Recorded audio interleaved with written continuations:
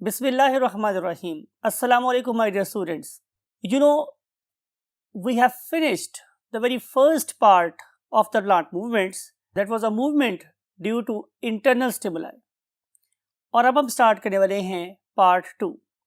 और पार्ट 2 में हम जिन मूवमेंट्स की बात करेंगे वो डिपेंड करती हैं एक्सटर्नल स्टिमुलाई पर. आइए देखते हैं कि एक्सटर्नल स्टिमुलाई कितनी टाइप्स के हो सकते हैं और उससे कौन कौन सी मूवमेंट्स हो सकती हैं और उन पर्टिकुलर मूवमेंट्स के होने की लॉजिक या रीज़न क्या है. हमेशा कहता हूँ, अब भी कह रहा हूँ आप लोगों से कि आप अपनी कॉपी पेन अपने साथ रखें, अपने माइंड, अपनी आईज, अपने कानों को खुला रखें. May Allah help you a lot. So let's jump to the whiteboard. Yes, my dear students, आपको याद है कि हम लोगों ने प्लांट की मूवमेंट्स को दो कैटेगरीज में डिवाइड किया था. एक वो वाली मूवमेंट्स जो नॉन एक्सटर्नल स्टिमुलस या इंटरनल स्टिमुलस पर डिपेंड कर रही थी, हमने उनको नाम दिया था ऑटोनॉमिक मूवमेंट का. और आपको याद है कि अभी हम लोगों ने लास्ट टॉपिक डिस्कस किया, that was regarding the notation. और अब हम मूव कर रहे हैं पार्ट 2 की तरफ. तो पार्ट 2 में हम क्या डिस्कस करने वाले हैं? पैराटोनिक मूवमेंट्स को. और पैराटोनिक मूवमेंट का मतलब ये है कि नाउ स्टिमुलाई आर 100% एक्सटर्नल. ठीक है. और इसकी हमने दो टाइप्स को पढ़ना है. एक का नाम है ट्रॉपिक मूवमेंट्स और दूसरे का नाम है नास्टिक मूवमेंट्स. अगर स्टिमुलस एक्सटर्नल है तो उसकी मेरे पास दो चांसेस हैं. या तो स्टिमुलस डायरेक्शनल होगा और या फिर वो नॉन डायरेक्शनल होगा. अगर स्टिमुलस एक्सटर्नल है और डायरेक्शनल है तो हम उसे बोलते हैं ट्रॉपिक मूवमेंट. इसकी हम पढ़ेंगे आगे 5 किस्में: phototropic movement, thigmotropic movement, chemotropic movement, hydrotropic movement and finally the geotropic movement. लेकिन अगर स्टिमुलस एक्सटर्नल हुआ और नॉन डायरेक्शनल हुआ, क्या बात कर रहा हूं मैं आप लोगों से कि अगर स्टिमुलस कैसा हुआ? एक्सटर्नल. लेकिन कैसा हुआ? Non directional. Non directional. तो मैं इसे क्या नाम दूंगा? नास्टिक मूवमेंट का. तो नास्टिक मूवमेंट्स फर्दर 3 टाइप्स की हैं, यानी कि फोटोनास्टिक मूवमेंट और थर्मोनास्टिक मूवमेंट और हेप्टोनास्टिक मूवमेंट्स. तो इन सारी की सारी मूवमेंट्स को फर्दर क्लासेस के साथ डिस्कस करते हैं डिटेल के साथ in the next 1/3 of the board. Yes my dear students, again understand करेंगे पैराटोनिक मूवमेंट को. जैसे मैंने बोला आप लोगों से कि पैराटोनिक मूवमेंट की पहली बात ये है कि जो स्टिमुलाई है या स्टिमुलस है, स्टिमुलस इज ऑलवेज एक्सटर्नल. कैसा होता है मेरे पास? एक्सटर्नल स्टिमुलस होता है. राइट. अगली जो बात है मेरे पास वो ये कि ये स्टिमुलस क्या हो सकता है? या तो ये होगा डायरेक्शनल और या फिर ये होगा नॉन डायरेक्शनल. Non directional. तो अब हम पढ़ेंगे कि अगर स्टिमुलस मेरे पास कैसा हुआ? डायरेक्शनल. तो उससे बनने वाली मूवमेंट्स कहलाएंगे ट्रॉपिक मूवमेंट्स. तो अब हम डिस्कस करने वाले हैं ट्रॉपिक मूवमेंट्स को. सवाल ये है कि वर्ड ट्रॉपिक का मतलब क्या होता है? राइट. तो आंसर इज कि ये वर्ड ट्रॉपिक ट्रोपोस से निकला है और इसका मतलब होता है टू टर्न और इसका मतलब हो सकता है टू बेंड. या तो ये घूम जाएगा या बेंड हो जाएगा. तो इसे हम बोलेंगे क्या? Tropic movement. ट्रॉपिक मूवमेंट में स्टिमुलस कैसा था? डायरेक्शनल. तो इसकी फर्दर मेरे पास 5 टाइप्स हैं. पहले को हम पढ़ते हैं phototropic movement and phenomena is called as phototropism. Separate करते हैं इसको. कोई मुश्किल सी बात हमारे लिए नहीं है कि फोटो का मतलब अगेन हो गया लाइट, लाइट, और ट्रोपोस का मतलब हो गया टू बेंड. तो एक ऐसा फिनोमेना, एक ऐसा मजहर, एक ऐसा प्रोसेस जिसमें प्लांट बॉडी का एक पार्ट बेंड हो गया लाइट की तरफ या वो मूव कर गया अवे फ्रॉम लाइट. तो इसे हम क्या बोलेंगे? Phototropic movement. Phenomena is called as phototropism. इसकी आगे मेरे पास क्या हो सकती हैं? 2 टाइप्स. एक में क्या हो सकता है कि मुझे नजर आए पॉजिटिव फोटोट्रॉपिज्म. Positive phototropism. इसको अंडरस्टैंड करने के लिए आप इस पर्टिकुलर एक्सपेरिमेंट को देखें. यहाँ पे क्या हुआ? हम लोगों ने एक प्लांट लिया और उस पर्टिकुलर प्लांट को एक लाइट प्रूफ बॉक्स से कवर कर दिया। लेकिन इस पर्टिकुलर लाइट प्रूफ बॉक्स के एक साइड पे हम लोगों ने क्या कर दिया, सुराख डाल दिया, यानी कि जिस तरफ से रोशनी आ सकती है इस प्लांट बॉडी को किसी और तरफ से रोशनी नहीं मिल रही। और हमने इसको 2-3 दिन के लिए क्या रख दिया, धूप में रख दिया। तो नजर आया कि इस पर्टिकुलर प्लांट बॉडी की जो लीव्स हैं या ब्रांचेस हैं, they always bend towards light. तो इसका मतलब ये होगा कि प्लांट बॉडी के जो ग्रीन पार्ट्स हैं they always show positive phototropic response to the light. लेकिन ऑन द अदर हैंड अगर मैं इसकी रूट्स को देखूं, चलिए पहले लिख लेते हैं कि पॉजिटिव फोटोट्रॉपिज्म कौन शो करता है। तो आंसर है मेरे पास लीव्स और branches of the plant body. लेकिन अगर मैं बात करूं कि इसकी रूट्स की, तो वो हमेशा रोशनी से दूर भागती हैं। तो जब वो रोशनी से दूर भाग रही हैं इसका मतलब है कि वो रोशनी को खतरा महसूस कर रही हैं। इसीलिए मैं उसको रेड से लिख रहा हूं कि जो हमारी रूट्स हैं they show negative phototropism. Negative phototropism example मेरे पास क्या है, roots. Right my dear students, अब हम पढ़ेंगे second type. Second type is called as thigmotropism. अब थिग्मो का मतलब मेरे पास क्या है, टच। थिग्मो का मतलब मेरे पास क्या है, टच। तो जब भी कोई चीज छूने से बेंड कर जाए, छूने से बेंड कर जाए तो हम उसे क्या बोलेंगे, थिग्मोट्रॉपिज्म। ठीक है माय डियर स्टूडेंट्स, अब अपने करना क्या है कि अब हम इनकी लेते हैं एग्जाम्पल्स कि कौन सी ऐसी मूवमेंट्स हैं जो थिग्मोट्रॉपिज्म के कॉलम में या जमरे में आती हैं। तो look at this particular very weak stem. ठीक है, और जाहिर है कि वीक स्टेम आमतौर पे मुझे किस में नजर आएगा, वाइन्स में। जब मैं वर्ड यूज करता हूँ वाइन्स, इसका मतलब होता है बेलें। वाइन्स का मतलब क्या होता है मेरे पास, बेलें। ठीक है, बेल, तो बेल की जमा बेलें, राइट। तो जो वाइन्स हैं इनके जो सॉफ्ट किस्म के क्या हैं, स्टेम्स हैं, जब भी वो किसी हार्ड चीज से कांटेक्ट में आते हैं तो they begin to bend around it, वो इसके अराउंड बेंडना शुरू हो जाते हैं। तो ये बेंडिंग कैसे हो सकती है, of course due to unequal growth on the two sides of the stem. तो वो वाला पार्ट ऑफ द स्टेम कि जो इस पर्टिकुलर हार्ड सपोर्ट के करीब है, ये क्या करता है, ये कम बेंड करता है। लेकिन वो वाला पार्ट जो बाहर वाली साइड पे है उसमें नंबर ऑफ सेल भी ज़्यादा हो जाते हैं और उसमें सेल का साइज भी बड़ा हो जाता है, तो इट बेंड्स मोर। और उसके रिजल्ट में क्या होता है, उसके रिजल्ट में जो ये वाली क्या थी बेल, वो इस चीज़ के ऊपर क्या करती है, चढ़ना शुरू हो जाती है। लुक एट दिस थिंग, मैं ये बात आपसे कर रहा हूँ कि इस अंदर वाली साइड का जो डायामीटर है या साइज है वो कम है और ये जो बाहर वाली इसका साइज ज़्यादा है। तो इस तरीके से ये क्या करेगी, ये उसके गिर्द लिपट जाएगी और ये किसी भी हार्ड ऑब्जेक्ट के साथ ऊपर चढ़ती चली जाएगी। तो इसकी जो बेस्ट एग्जांपल वो कहीं मेरे पास बेलें हो गई, right. Now we want to jump to the next you can say type of movement that is called as a chemotropism. तो केमो का मतलब मेरे पास क्या है, डेफिनेटली कोई ना कोई केमिकल, राइट। तो अगर मेरे पास कोई केमिकल है और ये वाला केमिकल क्या कर रहा है, किसी बेंडिंग की वजह बन रहा है, तो मैं इसे क्या बोलूँगा, ज़ाहिर है केमोट्रॉपिक मूवमेंट। याद रखने वाली बात ये है कि ये सारी की सारी मूवमेंट ये ग्रोथ मूवमेंट्स ही हैं, यानी कि growth of the stems towards light, ये क्या है, पॉजिटिव फोटोट्रॉपिज्म। ठीक है, और growth of the more growth of the stem on the outer side and less growth of the stem on the inner side, it will cause what, thigmotropism. अब हम केमोट्रॉपिज्म की बात करते हैं कि किस तरीके से कोई सर्टन केमिकल्स ग्रोथ को चेंज कर सकता है। तो इसकी जो बेस्ट एग्जांपल है वो मेरे पास क्या है, वो किसी भी फंजाई के हाइफी हैं। तो जो फंजाई के हाइफी हैं they normally grow towards the food, और केमिकल की तरफ बढ़ते हैं। ज़ाहिर फूड एक केमिकल होता है।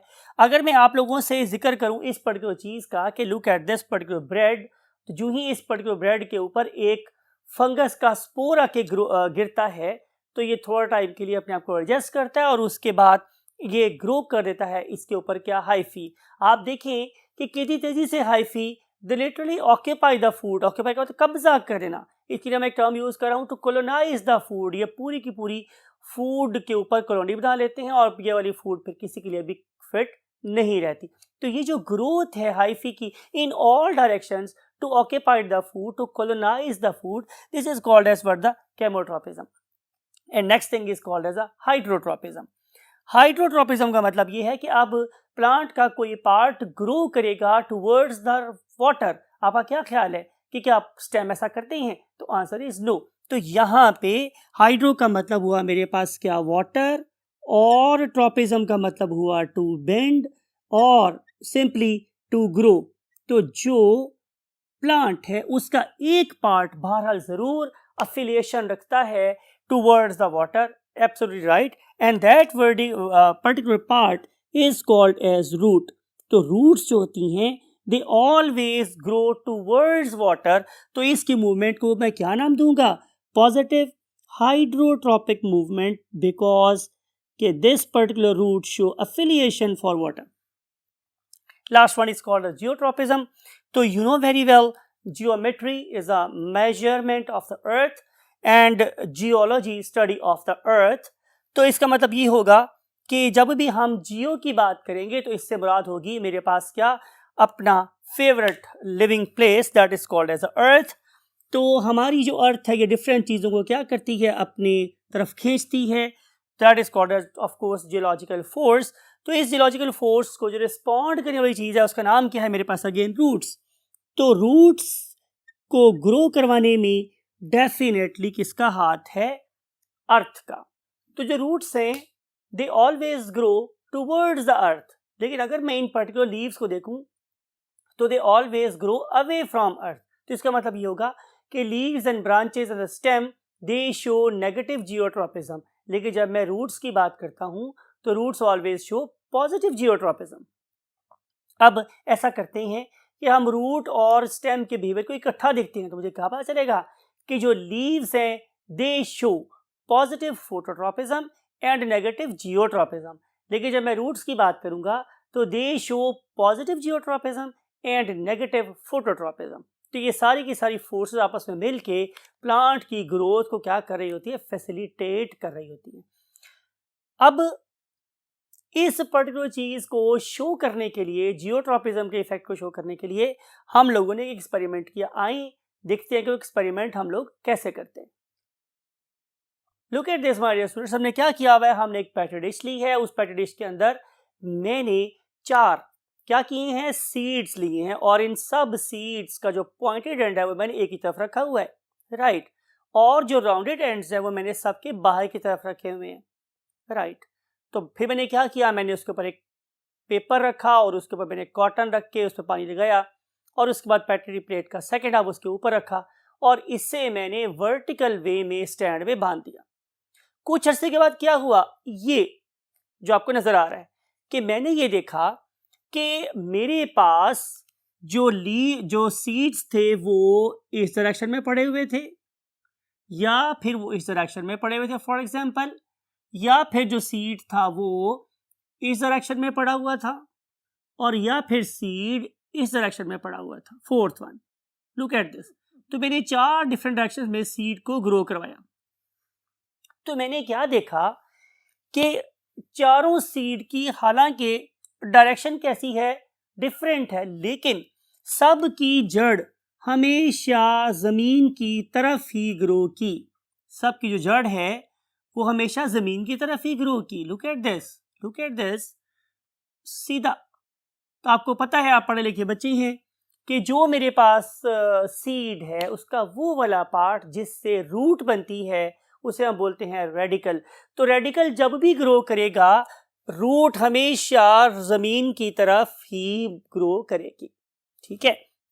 लेकिन अगर मैं बात करता हूं किसकी, स्टेम की, तो स्टेम हमेशा टुवर्ड्स लाइट ही ग्रो करता है, something like it, you can see right. तो इससे मुझे ये पता चल गया कि स्टेम हमेशा पॉजिटिव फोटोट्रॉपिज्म और नेगेटिव जियोट्रॉपिज्म शो करते हैं, जबकि रूट्स हमेशा negative phototropism and positive geotropism show करती हैं, राइट।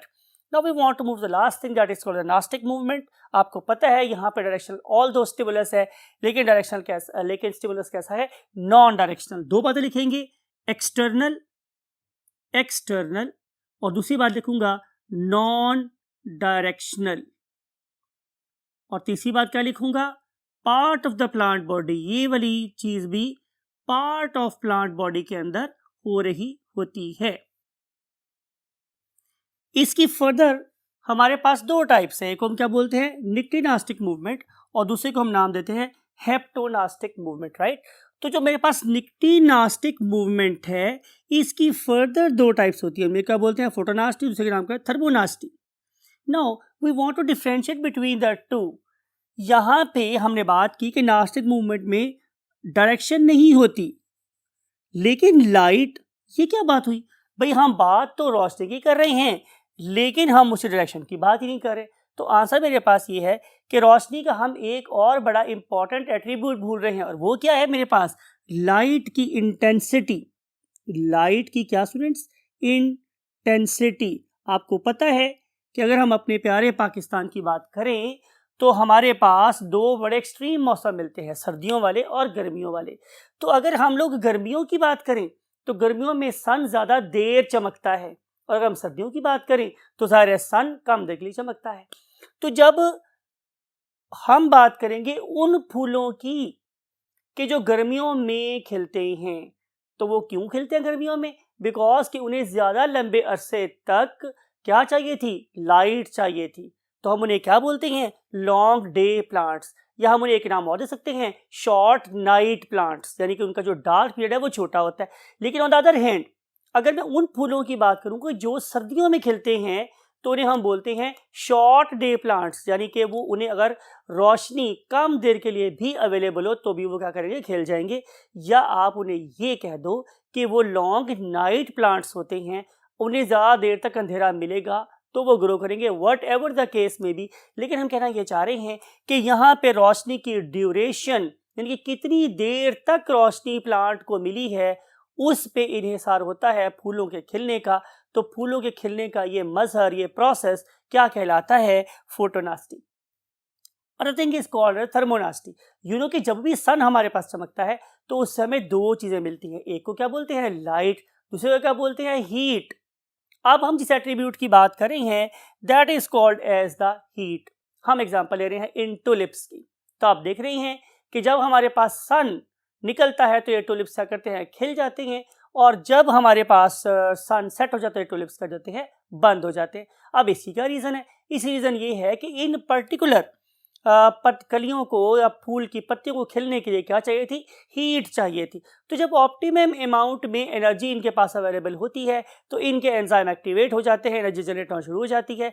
तो वो एनर्जी अवेलेबल होती है जो इनकी पत्तियों को खोल के रखे। लेकिन जो ही सनसेट होता है तो उन एंजाइम को जो इसको एनर्जी प्रोवाइड कर रहे थे, खुद एक्टिविटी की एनर्जी नहीं मिलती, एंजाइम लो लेवल पे चले जाते हैं और ये वाली पत्तियां भी बंद हो जाती हैं। तो this is called as what, thermonasty. Now we want to see the last thing, and last thing is called as a haptonasty. Hapto का मतलब मेरे पास ये है कि कोई लिविंग ऑर्गेनिज्म जब किसी चीज के ऊपर आके बैठता है तो उसकी दो तीन चीजें इस पर्टिकुलर चीज को क्या करेंगी, स्टिमुलेट करेंगी कि वो कोई ना कोई मूवमेंट शो करे। Best example is Venus flytrap और द पिचर प्लांट, ठीक है, या हम ड्रोसोफिला फ्लावर की बात करें। तो इन सारे के सारे केसेस में मेरे पास क्या है कि जो ही कोई चीज़ आके इस पे बैठती है तो एक वाइब्रेशन होती है, राइट। वो पर्टिकुलर वाइब्रेशन क्या करेगी, वो इस पर्टिकुलर फ्लावर के लिए स्टिमुलस का काम करेगी, और ये वाला स्टिमुलस क्या करेगा, फ्लावर को बंद करवा देगा।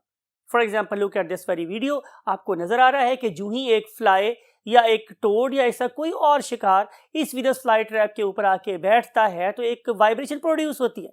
उस पर्टिकुलर वाइब्रेशन के रिजल्ट में लुक एट दिस, कितनी जल्दी से ये अपने लीव्स के दो पार्ट्स को ब्लॉक कर लेता है, और फिर इस कैट से कोई भी एनिमल क्या नहीं हो सकता, एस्केप नहीं हो सकता। सवाल ये है कि आखिर ये वाला वीनस फ्लाईट्रैप या जो पिक्चर प्लांट है, why it is carrying out this process? तो आंसर इज़ कि जिस जगह पे ये वाले प्लांट्स ग्रो करते हैं, नॉर्मली वहाँ पे नाइट्रोजन की डेप्लीशन होती है, नाइट्रोजन की कमी होती है। तो फिर ये क्या करते हैं, ये इन पर्टिकुलर एनिमल्स को लेते हैं, उन्हें डाइजेस्ट करते हैं, उनमें से आने वाली प्रोटीन्स जो अपनी नाइट्रोजन डिमांड को पूरा कर लेते हैं। क्या हमारी ये बात सही है? इसको प्रूव करने के लिए हमने एक्सपेरिमेंट किया। हम लोगों ने वीनस फ्लाई ट्रैप के ऊपर अपनी एक ग्लास रॉड से क्या की वाइब्रेशन प्रोड्यूस की। तो आप देख रहे हैं इस वीडियो में कि उस पर्टिकुलर वाइब्रेशन के रिजल्ट में जो वीनस फ्लाई ट्रैप अपने आप को बंद कर लेता है।